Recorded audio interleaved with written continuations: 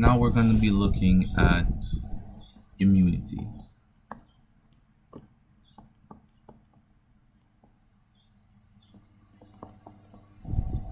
So immunity really looks at the body's defense mechanisms.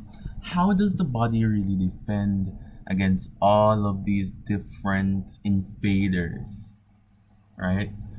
In CSEC, we looked at the skin acting as the major barrier from the outside world, right? Well, a major barrier from the inside of the body to the outside world. And we also looked at generally phagocytes, and we looked at lymphocytes. Right? We also spoke about some terms in immunity. Right? Now, this is not about the immune cells, but this is about immunity as a whole. So immunity is really talking about the mechanisms in which the body developed or the body gains, right, to fight against these different invaders. And these types of invaders really are what we call pathogens. So pathogens generally are described to be disease-causing organisms, right? So you may have many pathogens, right? For example, bacterial pathogen, right? Pathogens, right? Could we name some bacterial pathogens? Right? Any types of bacteria that really, well, that is really common, right? That creates diseases or inflicts diseases. Give me a moment for that.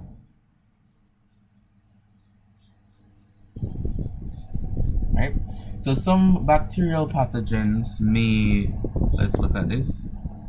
Bacterial pathogens may consist of, let's say, Staphylococcus,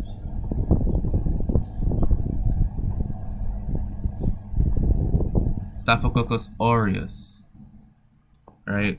We see stuff like Salmonella as well, or general E. coli, right? So we should know this, right? Some stuff like the Pseudomonas, Pseudomonas types of genus, right? So Pseudomonas are aeruginosa, right? Aeruginosa, right? But you have many different types. You have Streptococcus, Myices, right? You have Campylobacter, all these different types of bacteria, and they can cause diseases, right? You also have fungi, right? So fungi like yeasts. This is a yeast, right? And molds. So yeasts and molds and those types of fungi, right, can really cause diseases here. And we also have protozoans.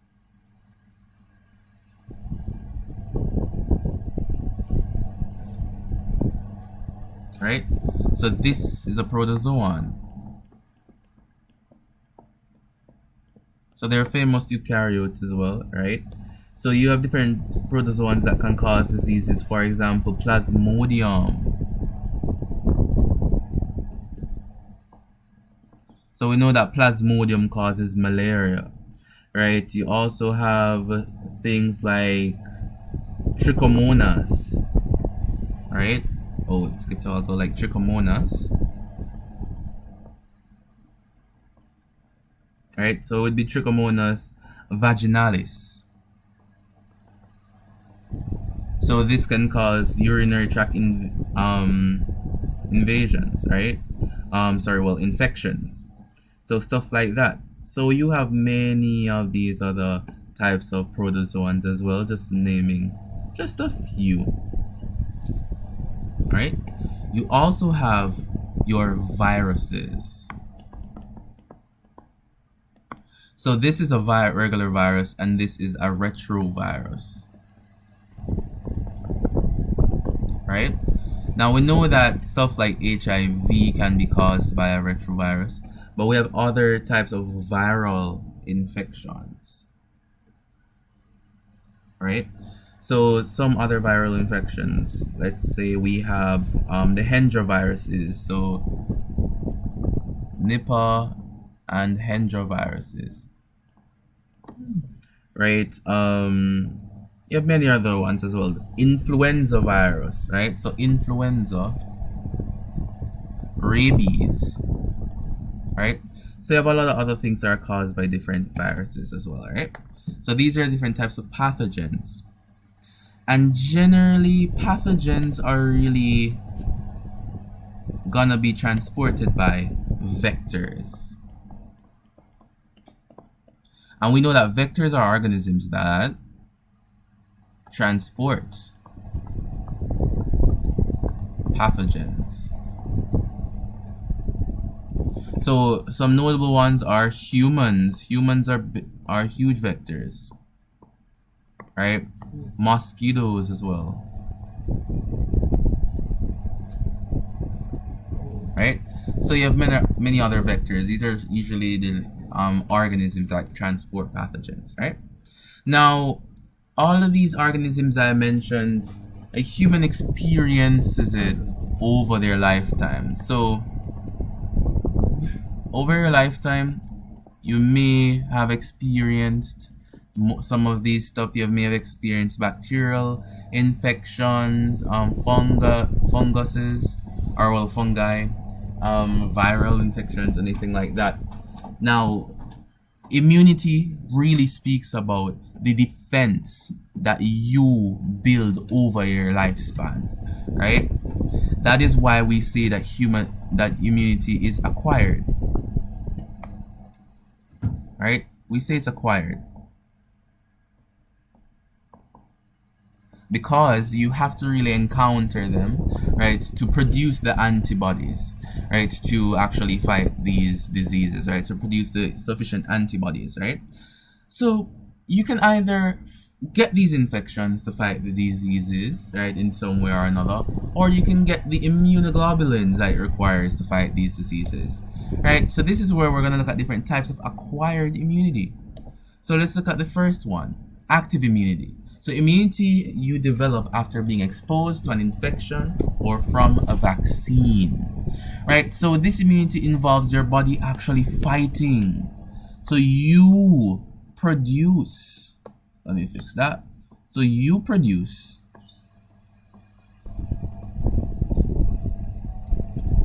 immunoglobulins, right? So you produce immunoglobulins. That's the important part of it, right? You have natural active immunity. So this is natural active, right?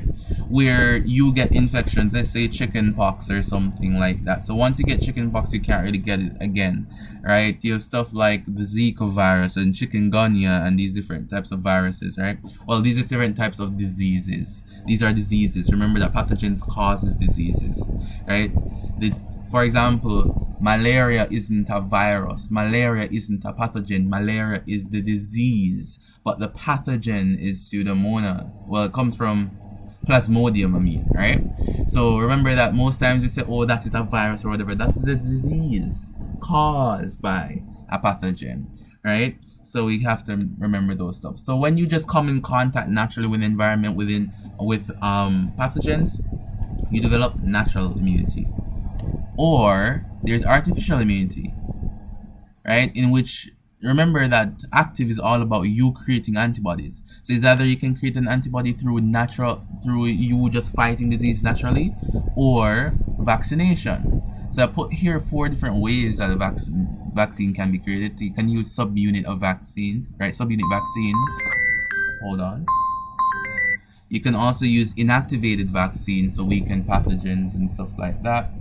Right, you can use nucleic acid vaccines. So if you wanna have a look at them, you can pause the video and have a look at them. You also have passive immunity, right? So passive immunity, now, you don't actually create the immunoglobulins yourself, but you receive them from someone or somewhere else. So you have natural. So natural is usually through a mother's milk. So you usually get antibodies through the mother's milk. So you know that the first milk a mother produces is colostrum. So it's thick and yellow and it's packed with antibodies and nutrients. So yeah, The breast milking is usually the best example for natural passive immunity, just getting antibodies, not creating them yourselves, but getting them. You also have artificial passive immunity, in which you get an injection, right? Usually from serum medicine, right? It can be an injection or just through medicine, different types of medicines, right? And you get the antibodies required, right? So you don't actually fight to produce any antibodies. You get the antibodies from somewhere else, right? So serum medication, some persons won't have a great working knowledge of how serum is prepared and serum medication is prepared. So I have this diagram here that you could look at. So if you want to pause the video and go ahead, you can look at that, all right? So immunity really is chalked up to all of this. So you have active immunity and passive immunity. You also have active natural, active artificial, and you have passive natural and passive artificial, right? Immunity is developed over your lifetime once you get in contact, right, with the pathogen, right, or a weakened form of pathogen. That's active. Once you only get the immunoglobulins and don't come in contact with the pathogen, then it is passive, right? You can naturally get infections, natural active, or you can get vaccination, artificial active.